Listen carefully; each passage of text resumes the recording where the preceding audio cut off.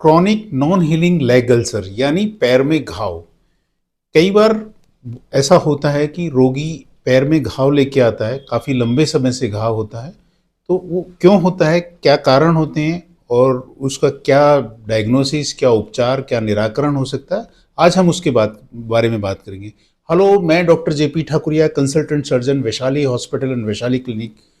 आज हम बात करेंगे chronic non healing leg ulcer के बारे में, यानी पैर में घाव जो कि लंबे समय से हो, 1-1.5 महीने से ज़्यादा से अगर पैर में घाव है तो वो कई कारणों से हो सकता है।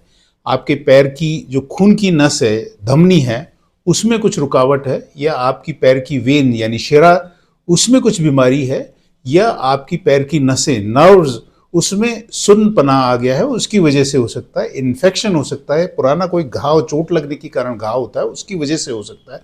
तो इस तरह से पैर में घाव आपके आर्टेरियल प्रॉब्लम की वजह से, आपके वीनस सिस्टम की प्रॉब्लम की वजह से, या आपके नर्वस सिस्टम की प्रॉब्लम की वजह से, या इन्फेक्शन की वजह से, या चोट की वजह से, या डायबिटीज की वजह से हो सकता है।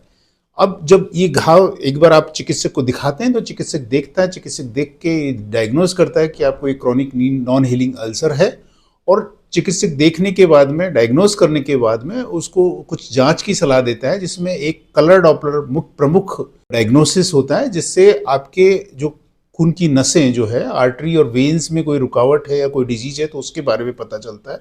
नर्व कंडक्शन स्टडीज होती हैं, उससे आपके पैर के सुन्नपन या नसों में जो दिक्कत है उसके बारे में पता चलता है।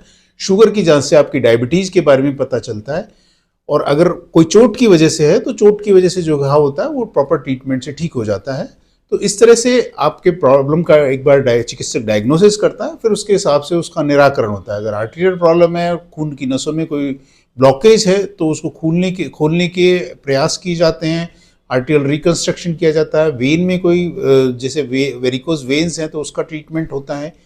और जैसे अगर कोई वेन में कोई थक्का जम गया है, डीप वेन थ्रोम्बोसिस है, तो उसका इलाज होता है। डीप वेन थ्रोम्बोसिस हालांकि एक डिजास्टर्स डिजीज होती है, और डायबिटीज है तो शुगर कंट्रोल बहुत ज़रूरी होता है। और अगर नसों में सुन्नपन है तो आपको पैरों का बहुत ध्यान रखना पड़ता है, क्योंकि अगर नसों में सुन्नपन है तो उससे आपके पैरों सुन्न रहते हैं, और अब किसी भी चीज़ के संपर्क में आने पर पैर में घाव हो जाता है, जिसको कि आप नोटिस नहीं कर पाते हैं। तो उसके लिए आपको रेगुलर बेसिस पे पैर को चेकअप कराना ज़रूरी होता है। आप खुद स्वयं चेकअप कर सकते हैं कि पैर में कोई घाव तो नहीं हो रहा है। शुगर का कंट्रोल बहुत ज़रूरी होता है। इस तरह से कई अलग अलग कारण होते हैं जिनकी वजह से पैर में घाव हो सकता है। उसका जिस जिस प्रॉब्लम की वजह से घाव होता है उस हिसाब से उसका चिकित्सक डायग्नोसिस करके उसका निराकरण करते हैं, और यूजुअली ये प्रॉब्लम ठीक हो जाती है। फिर भी आप जो है, इस तरह की अगर प्रॉब्लम होती है तो ध्यान रखें, आपका शुगर का कंट्रोल अच्छा रखें, वेट कम रखें। नसों में कोई दिक्कत है तो चिकित्सक को दिखाएं। वेरिकोज वेन्स हैं तो उसको ट्रीट कराएं, और अपना अच्छी सी सेहत रखें। कुछ लोगों में एक डिजीज़ होती है, बर्जर्स डिजीज़, जो धूम्रपान की वजह से नसों में स्पाज्म हो जाता है, खून की नसों में स्पाज्म होता है, उसकी वजह से होता है। तो धूम्रपान को छोड़ें, उससे ये प्रॉब्लम नहीं होगी। धन्यवाद।